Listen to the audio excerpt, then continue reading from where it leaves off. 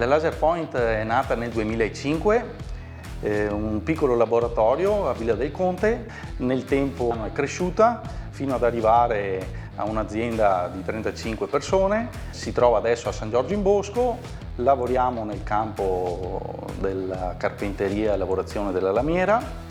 All'inizio eravamo partiti come semplici laseristi e nel tempo ci siamo evoluti ampliando sempre di più la gamma del prodotto, quindi spostandoci anche nella piegatura e nella saldatura.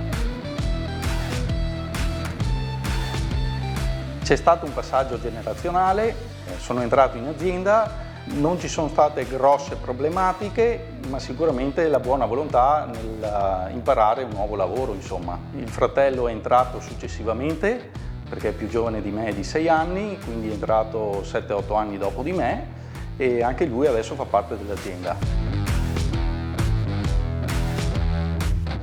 La Laser Point era nata con un semplice taglio laser a CO2, nel tempo con la nuova tecnologia a fibra ha deciso di investire su questo macchinario, nuova tecnologia, quindi ampliando così abbiamo avuto la possibilità di entrare su nuovi mercati, dare un servizio più completo al cliente. Questo però è in abbinata sempre alla formazione del personale e quindi seguiamo tutti costantemente dei corsi di aggiornamento.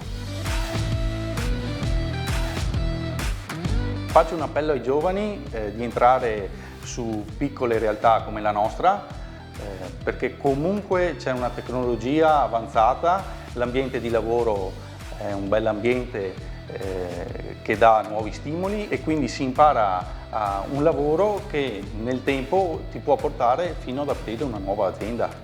Meglio aver studiato il settore meccanico per riuscire ad avere meno difficoltà a entrare nell'ambiente, però siamo anche disposti a fare corsi di aggiornamento per inserire queste nuove figure, insomma.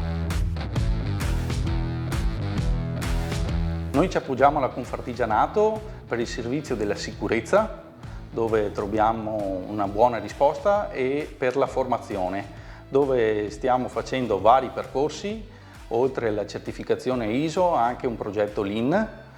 Anche nonostante la nostra dimensione di azienda, anche la Lean può essere un'opportunità per noi artigiani, diciamo.